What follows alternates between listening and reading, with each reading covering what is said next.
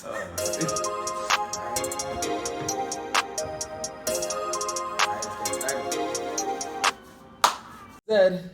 good evening to all the good people all around the world. You are tuning in, listening to, absorbing, consuming, rotating, eating, drinking. The best podcast in the world today, and we are just getting started. Welcome to episode 11 of Unlocking Your Potential Excellence. Can I get a round of applause one time? Yep. Ooh, she feeling it, because she's in a good mood. See, this podcast is all about bringing awareness to help guide and educate everyone and anyone to finding the potential to be excellent in this world. Like that intro? Yeah, I do. It's pretty nice, right? It's pretty nice, right? And see, this podcast wouldn't happen today if it wasn't for the glorious, the amazing. Please give it up for the one and the only Charlene. Thank you for coming on the podcast. So before we kind of get really into the podcast, the viewers need to know who is Charlene. Ooh, Yeah, they okay. need to know who is giving them all this mudubula abagada brain type information. You feel me? So, Okay. What do you do for a living and what are your hobbies? Okay, my name is Charlene. I used to play basketball. Honestly, I'm just really big on topics about mental health and just like family dynamics and culture, because I find, especially in my community, there's a really big issue with just expressing things below the surface, and I find that a lot of people don't speak up on it, and it just creates issues further down the road. So yeah. I like that. So we like to do this thing where we talk about roses and thorns. One good thing that happened recently, one bad thing that happened recently. So what are your roses and what are your thorns? One of each. Talking to her. One good thing, I did a spoken word yesterday. Ooh, first time. Oh, wow. And one bad thing, I'll say, I was moving a little shy, but at least I got it done. That's all that matters. Now let's kind of, like our good friend Josh would say, let's scuba dive a bit. Let's get more deep into the life a bit so the viewers really understand who is Charlene. We like to call this the 5 aspects of life: financial, emotional, mental, physical, and spiritual. So where are you in those aspects of life? You can use, it's a rating of 1 means you're barely doing it, 2 means you're sometimes doing it, 3 means you're doing it on a daily basis. You can use decimals if you need to. Financially, where are you in your financial status in life? Are you saving more than you're spending? Are you watching the expenses that's going on in your life? Do you feel like you could be in a better spot financially? Honestly, I'll say I'm a 2.5. Oh, okay. That's fast. Because honestly, I'm the type of person, if I know I don't have the money, I'm not gonna spend it on something I don't need. Right now, it's just learning how to save properly and not going back on my words of saying, okay, this is the limit. I'm not taking money out of this account. So yeah. I like that. Emotionally, so 2020, new year, new me. But what about the new year, new friendships? Do you need some new friendships? Oh, I definitely need new friendships. Oh, that's crazy. I need new friendships. Yeah. So does that mean you gotta cut some people off? Are you surrounding yourself with positive, good people? What kind of rating is that? Honestly, the way I am, personality-wise, I kind of already cut people off like before 2020. So it's just the way I moved just didn't reciprocate how other people were moving. So I just really, honestly, more than ever, I just go for people who are like me and have the same ideas. So what do you think that rating is? 1 to 3. I'll say 3.5. Oh, she broke the scale. Oh my. Yeah. Mentally, honestly, 3.5, because like this whole self-development thing, like honestly, it's annoying to me because a lot of people are now starting to see it. But like I said, the type of person I am, I've been seeing this from time. I had amazing teachers from high school through middle school who've been like telling me good character traits about myself, and I've actually been like applying it. So it's like it's not new to me. I just know I just need to be consistent, and yeah. So my mindset, it was always there. I just need to be consistent. So let's see, yeah. Physically, and I went out to be a Greek god like my boy Tevin over here, but are the habits if you work out, the workout habits or the eating habits you're doing now, could that give you a long, everlasting life, or do you have to kind of cut off not only people but cut off some habits and eating habits? Yeah, so definitely I have to cut off like some eating habits of just like right now my mom is the one who cooks, so I need to be the one to prep my meals, cook for myself, and as well as the family. One thing I need to put into my diet more, I'll say, is more greens and vegetables. Yeah. You can't go wrong with them. Yeah. Kids eat your vegetables, man. Please. Spiritually, religion, everyone's religion is different, so we don't really like to get really too deep into that, but can you see the unknown and be like, I'm gonna conquer that, or do you see the unknown and kind of get scared, like, I don't know, this obstacle is kind of in my way, I don't know if I can really overcome that? So where are you spiritually? Spiritually, I'll say I'm surpassed the middle line a little bit, so I'll say a 1.6, a 3. Oh god, wait. A 3. I'll say a 3 because honestly, I just know myself. Yeah, and I just there's a quote I like to go by Rev Ike. Like, there's a God in you, or there's a God in me. So like, you know yourself. You know that there's something great in yourself. So I don't need no one telling me this, and that. Like, at the end of the day, we all have instincts. So you should live by it. Oh, physical. What was the reading for physical? So you can look back at this and see if you can make progress. 2.5. 2.5. All right. With that being said, thank you for Charlene for kind of introducing yourself to the good people all around the world. With that being said, Tevin, take it away. Okay. You kind of gave the ideas for today's podcast. You said you wanted to talk about certain things. Bringing awareness, so, topics, issues. Let's just start off with those things in like the order. You kind of touched upon it. Touched upon like mental health and stuff like that. So what about mental health? Oh, wait, but before that, why do you want to talk about mental health? That was some... Okay, why? Honestly, because it's a thing. Like, hello, like, it's a thing. Everyone goes through some sort of trauma in their life.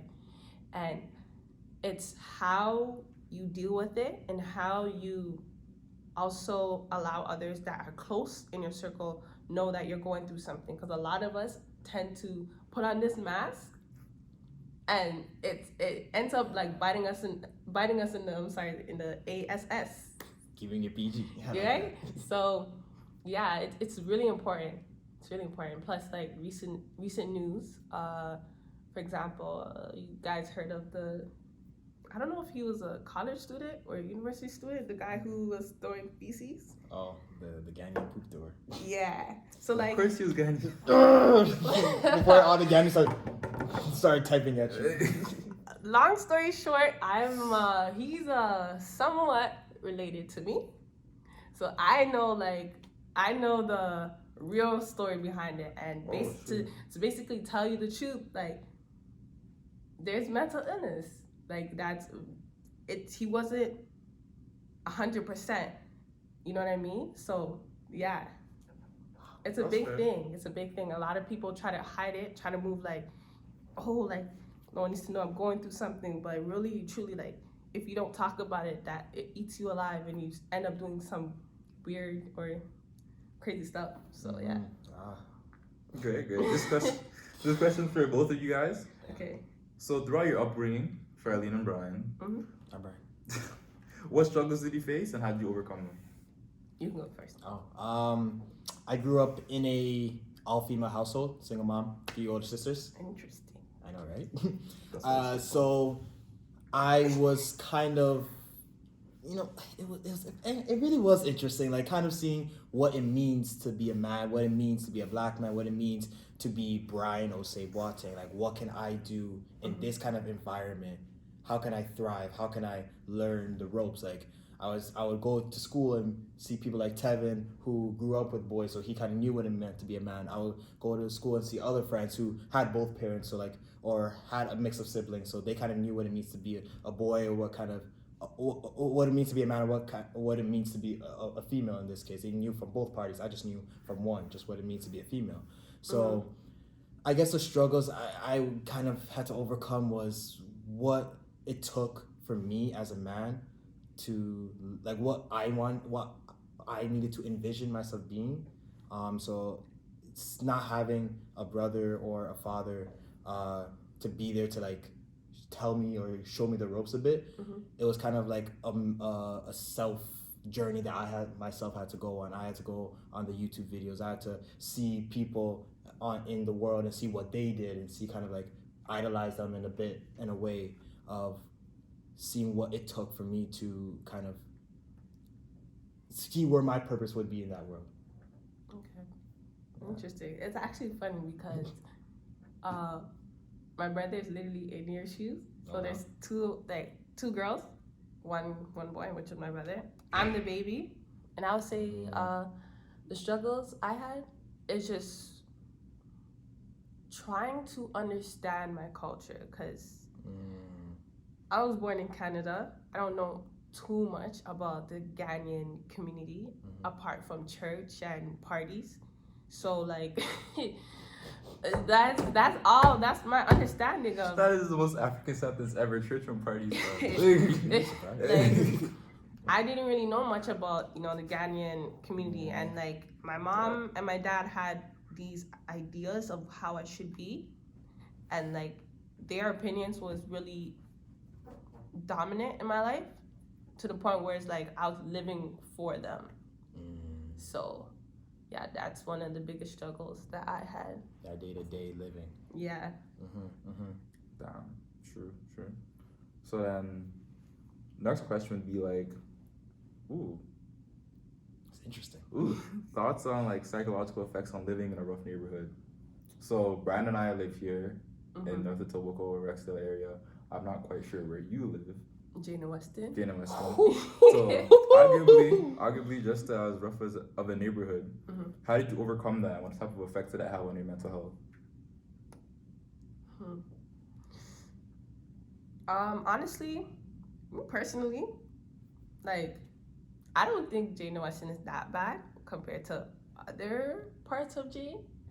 But that one street is good. Every other street that touches that avenue. Yeah, like, but I'll say some of the effects it had on me were good and negative. Like, at some levels, like, I've learned like street smarts to read people. Yeah. And to like, my instinct, I guess, my strong instincts came from like seeing other people like do certain things. Like, for example, manhunt. Like, you have to have you have to be self-aware. You have to be aware, right? So like, I learned some good things, and on the flip side, like, I would say just the violence and the fact that every week there's always something happening. Yeah. So yeah. No peace. Yeah, there's really no peace.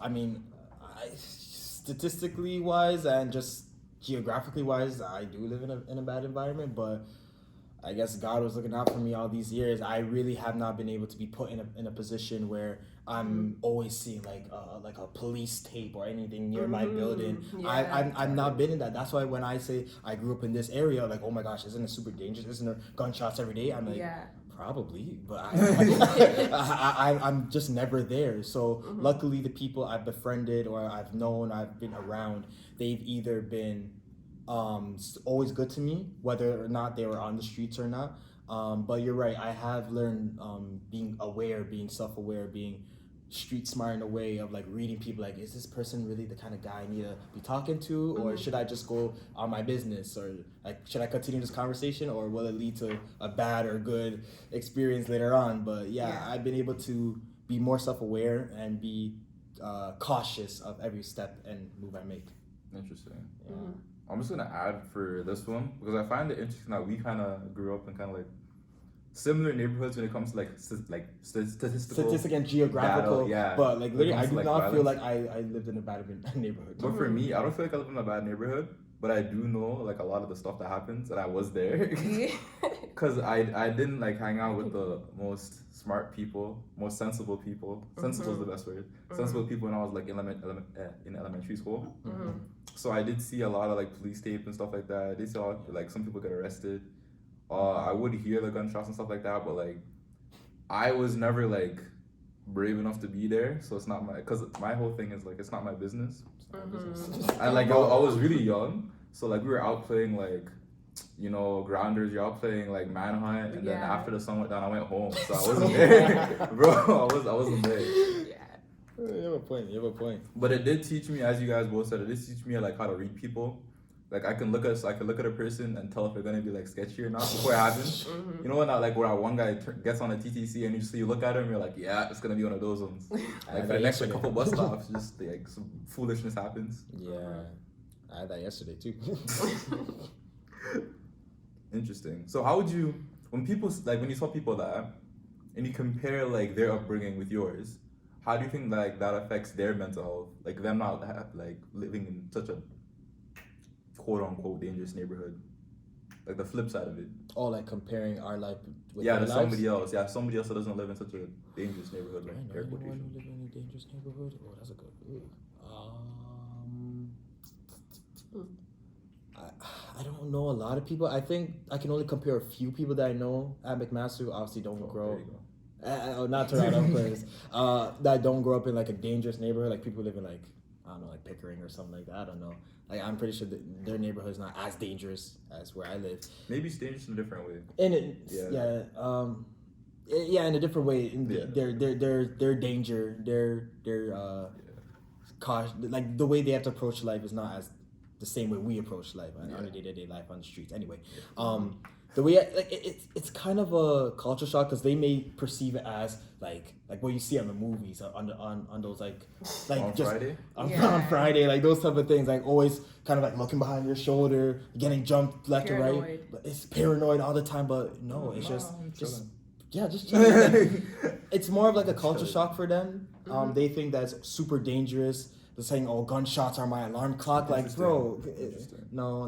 But when you take it in, it probably would be dangerous for them because they don't have like the street sense that we have. No, they have their own kind of street sense. They have their own, But if they were to come here they would not have the awareness to be safe. Or they would panic and then crumble under pressure. Yeah. Do you have any friends that grew up in? No. It's weird, right? Yeah. You can't really think of it. I do like know of people through him. Because like I don't talk to people. Yeah. So like most of the people that I'm like close with like grew up here. So for that question, I was like mostly thinking about it from a sense of like, if they were to like come live here, they wouldn't be able to survive. But if I were to go live there, I don't know if I would be able to survive either. Just because of how different the environment is and how much we've adapted to our environment, how much of an effect that's had on our mental and how we perceive danger, how we perceive safety. Yeah. I think you would still thrive. You would just thrive in a different way than you would. Yeah, I'd have to adapt. Yeah. So then for the next question. Ooh. Okay. That's so intriguing. Have you guys? I wasn't aware of these questions. So have you guys ever had a breakdown and like kind of describe that to, like a mental breakdown, not like a physical breakdown? So can I describe that to the audience and like how did you overcome that and like why did you have the breakdown, stuff like that? I'll say most of my breakdowns came from my family dynamic because it was just a major part of my life was questioning why my parents do certain things, why I'm like, I just always felt as a kid that I was being attacked or I was being attacked for doing something that I didn't necessarily, I don't know how to describe it. Like you felt attacked because you felt attacked. Yeah, like just being myself. You felt like you didn't really deserve that kind of attacking when you really weren't doing any harm. Yeah. So there were a lot of times when, say for example, my dad will discipline me or my mom would discipline me, and just I wouldn't know how to take that, and I'll just like whatever, go in my room and just break down. And how I would deal with that was just honestly sports. And for some reason, like my teachers, I've been blessed. My teacher just loved me off. So every single time I would go to school, like that was my happy place. Home was not my happy place for a long time. Yeah. So yeah. It's not as like personal or deep, but you know, when I gotta learn how to drive, driving is a very interesting task to do. It is. When you would approach certain driving lessons, and the driving instructor, my first driving instructor, not my second one. Shout out to my second one. He knew who he is. Probably not watching this, but you get it. The first driving instructor was Ghanaian too, so he was kind of aggressive when you're not making the right turns, and his life. Nigerian. So I was Jamaican. I was chilling. Jeez. So yeah, like when you're dealing with a very tough, love, aggressive type coach, instructor, and his life and your life are at stake, but really his life is at stake, it really gets in your head, because like driving, I don't really scare people who are watching this and about to take their G2 test or anything like that, but it's a very mentally tough, tasking job, where when I wasn't in the right state of mind to approach certain challenges of driving, of making sure I'm safe, my passengers are safe, my area who are like passengers of people walking, pedestrians, there we go, brain, pedestrians, other cars. So I felt like those first few sessions of driving, those hit me hard. Like I felt like, bro, like I can't drive, like I'm gonna hurt people, I'm not safe, I'm panicking, I'm nervous. So that was like the closest thing I've had to like that kind of breakdown of life. Yeah. Interesting. How did you overcome that though? Overcome that? I just did what I had to do. I changed driving instructors. I went into a different mindset of, bro, life ain't going to be all beautiful and nice when you first approach a new chapter of it. You know, you're gonna have to overcome that kind of fear. Remember, my friend Will Smith told me this the other day, that fear is just a choice. You could run away from it, you could embrace it, but it's something that it's a predetermined thought, emotion that you're instilling into your body that you have to overcome. So I just realized that I'm not gonna allow myself to be consumed by this fear of driving when I could have to overcome it, because I'm seeing the light at the end of the tunnel. That's deep. Shout out to Will Smith, man. That's deep. And you know, remember, forgot his name. You know, remember Newton? Your brain. Remember Newton? Yeah, Newton. Yeah. Newton's dad was my driving instructor. Is he really? Yeah. Our high school friend's dad was a driving instructor. That's cool. Newton has no idea. Thoughts on toxic family dynamics? I know you said you haven't really had one, but like imagine, yeah, like putting yourself in that situation. Honestly, it's really hard mentally, because I feel like as a family we all have expectation of each other, and we tend to see family as that loving support, and not having that is really hard, because guess what people do? They go and seek it in other places, and then that's a really big risk. Going down really big risk. So it can be hard. It can be hard, but it's not the end of the world, for sure. What can one do to start the process of overcoming that kind of toxic family environment? Because you spend a lot of time with your family every day before you move out. Like, we're talking kids who have that kind of toxic family environment. What could one do to kind of approach a better way of living, and kind of make their days a lot easier every single day, to overcome that kind of rough environment that they're in? Honestly, like based off of my experience, what I did, I honestly just always looked on the internet for positive things. Like literally, I would flood my brain cells with just positivity. And I also practice speaking up. Like, yeah, that's a big one. But you have to be careful. Like, obviously like respect your parents and whatnot, but me, I'm not gonna lie, not all times I was respectful, but it made me feel good that I'm letting out my feelings out on the table. Yeah. So You have no regrets. yeah. You touched upon that you looked at a lot of positive things on the internet. Is there a mantra that you go by, or like a few mantras or sentences that you go by that helped you get through every kind of tough day?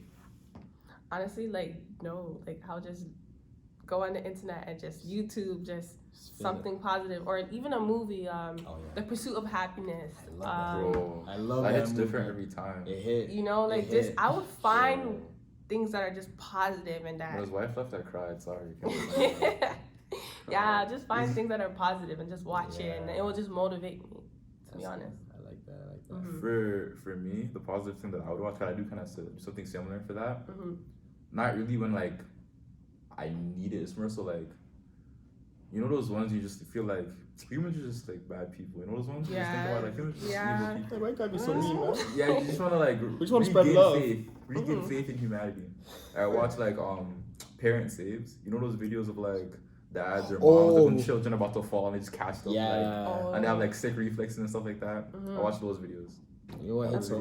cool. What hits home for me are like returns of something like a military. Military So- dad coming back to their Those kids and ones, stuff, those ones, yeah. those ones hit home. Especially when a dog sees her, Their her owner. for such a long time. And they start like crying, like barking. When the dogs are crying, it hits different. It hits different for me. Yeah.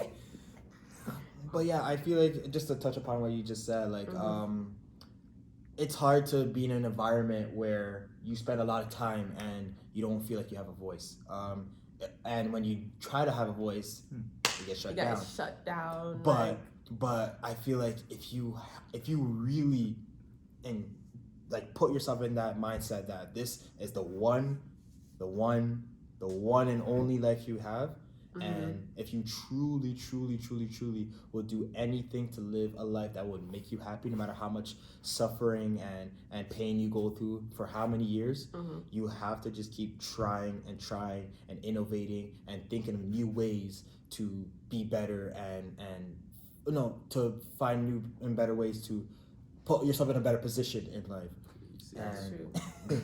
And we could say, we said speak up, but maybe your version of speaking up isn't just talking to your parents. Maybe it's writing or texting them or presenting a certain thing to them. So find what works for you to get yourself in a better spot, no matter how hard it is, no matter how long it takes, but just keep trying and hopefully you'll live the life that you want to live. Did you answer the question? I don't really have anything to talk. I just added on to it. Oh, true. Yeah. For me, like, I wouldn't really describe my family. I don't think I have any toxic family dynamics, but like emotionally and kind of like not really mentally, but socially, I take after my father. He's very like, he's very like not much emotion shown. Like I've been hugged like 3 times in my life. Everything's like dabs. I'm just like that too. Like So what I would normally do if I was like mad at my dad or something like that, I would just like be quiet and like just not talk to him. And just like not be in the same room as him. That's it. Separating him. Yeah, just like separate myself, because if I'm close to him, there's a chance of him like looking at me and asking me to do something, or asking me what's wrong. I'm like, I'm not trying to talk to you. So when would you be able to overcome that kind of distance from each other? Like when I wake up. Oh. Like I don't hold grudges or nothing, cause my dad's been like the only one. Look, I live with my dad, and then my older brother came. So like my dad's been the only one that's like consistently like been in my life. So I'm like, at the end of the day, I'm mad at my dad for a moment. I'm not mad at my dad for a long time. Yeah. No matter how dumb like stuff he does. Okay. Yeah. So then when it comes to like, such a broad topic. You also touched upon that you want to talk about like hyper-femininity and hyper-masculinity. Yeah. English. Yeah. So can I describe what that is? Break that down for the people then, and then dive into it. So I can't say I guess. Hyper-femininity is basically like over-sexualizing women, I think. Oh, pretty much. Over-sexualizing women. Okay. And hyper-masculinity is basically, like, I would say judgment of how a man should be, like a really narrow box of how a man should be. The man box. And honestly, with that particular topic, to me personally, there's no narrative of how a man should be. That's me personally. So yeah. Based on what Google told me, sounded like exactly what I read this morning. Yeah, I feel like there's a lot of problems with it because there's so many expectations and societal norms of what a man should be and what a woman should be. Yeah. And there's so much, I feel like now is like the best and the worst time to be a human because you could do so many things to be successful. You could be anything, and I mean anything you want. Like you could identify as so many things in this world and you wouldn't get ridiculed for it. But also because everyone is just putting themselves out there so much more than usual instead of kind of being to themselves, everyone's a lot more vulnerable, everyone's a lot more sensitive, everyone is a lot more prone to depression and sadness and everything. So it's such a big topic that I don't even know where to start. Like what kind of solution? What you could do, you could talk about femininity and then talk about masculinity after, like as two separate points and two separate topics. I can talk about the masculinity part. Yeah. Okay, true. Then dive into Masculinity. What I've learned as someone who's grew up with all girls and who's trying to figure what you out. know about masculinity? I know, right? What you know? What do I know about this little 18-year-old boy know about masculinity? Growing up with all girls, that's cute. But it's more of something I realized. It's all about being that high value type individual, not really about being a high male, like or high value men or a man. Because if you strip, you can think of it as you want. If you strip everything away from me that makes me like identifies as a man, I'm still a human.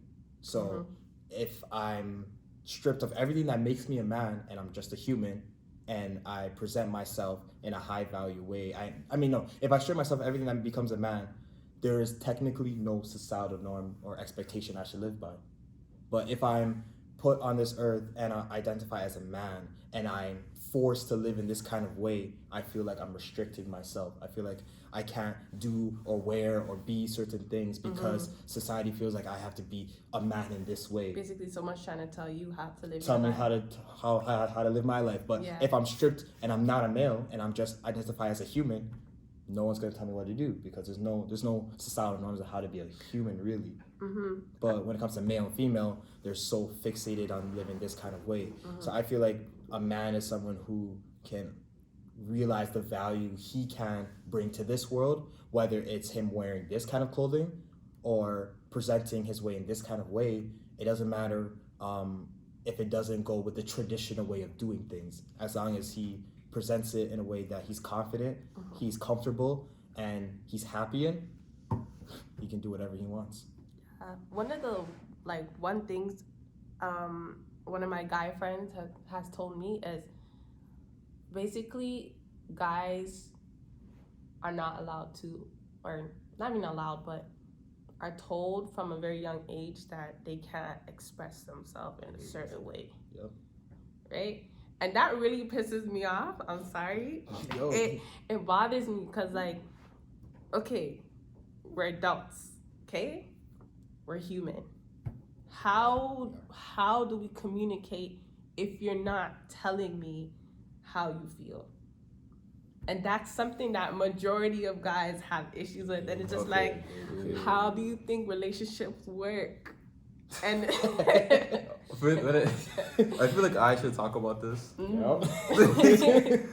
Because of my personality. Because you don't know me, but Brian could attest to I'm a very cut and dry. As I said, I got that from my dad. I'm a very cut and dry individual. I don't really express myself emotionally.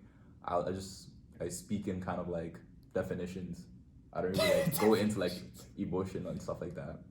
But the reason why I grew up like that is because it's not really because anyone told me to grow up like that. It's because of I lived with my dad my entire life. It's just how you just naturally maybe he was told to do that because of his father. But when it comes to me, it was just rubbed off. And maybe it's a generational thing, and that's obviously not the best. But my mom, she's still like in my life. She's just like not with me. So my whole like emotional side of my brain like was developed because of her. Like the phone calls that we had and stuff like that. Like when she would come to visit. So like I am capable of like expressing emotion. Like I can, but like it requires effort. It's like it's not my natural state of being. It'll kind of be forced in a way. Yeah, like I would have to like step out of my comfort zone to actually like show emotion. Yeah. It's not some place that I naturally like to stay. But that's interesting how you said comfort zone. Yeah. So would you say on a broad perspective, like most guys' comfort zone is that emotional aspect to them? Yeah, I don't know if like most guys are similar because Brian's more in tune. Like Brian is a more like socially emotional person than I am. But there also like even with Brian, there's still a comfort level to how much emotion like he'll display. Yeah. And the thing that really like hit home with me is like whenever there be a funeral, something like that, like I have to be the last person to cry in my family because like.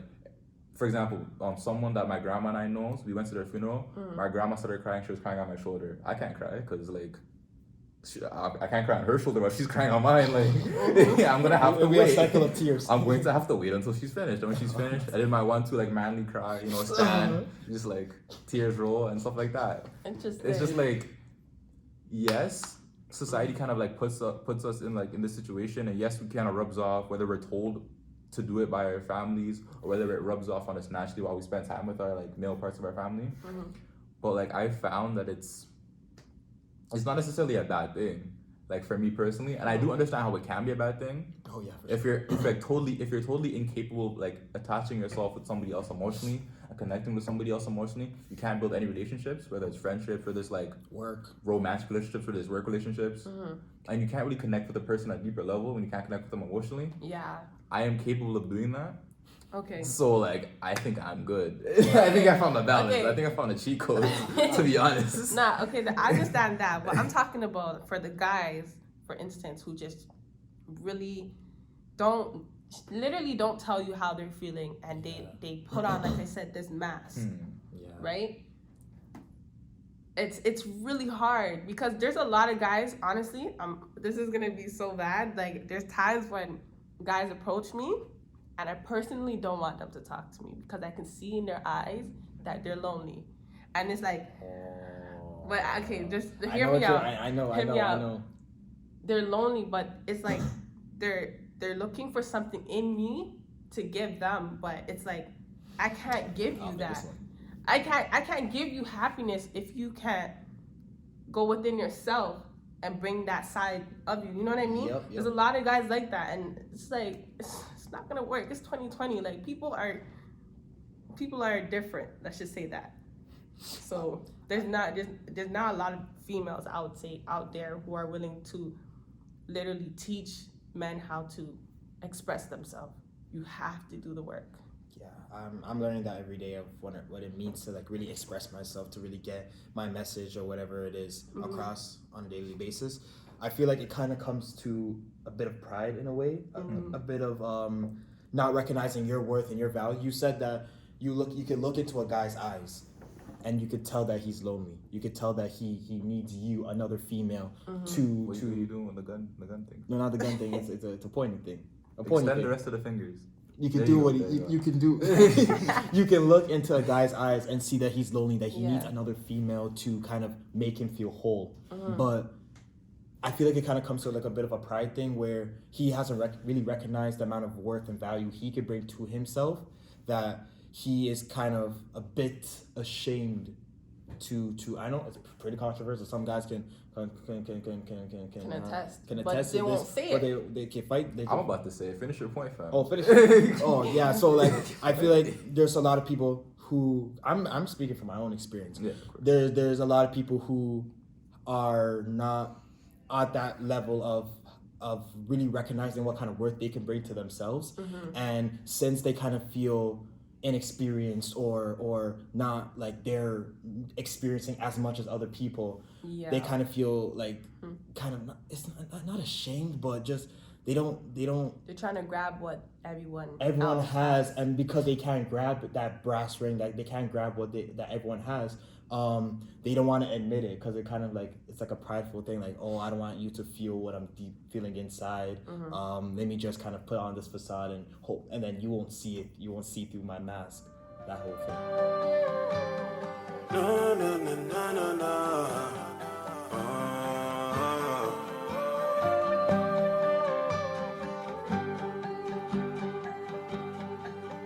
I trade the love for aces.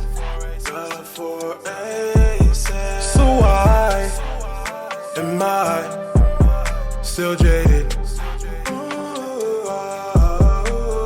Hydrochloric shooter, drill like Fiji scuba. Shorty back, she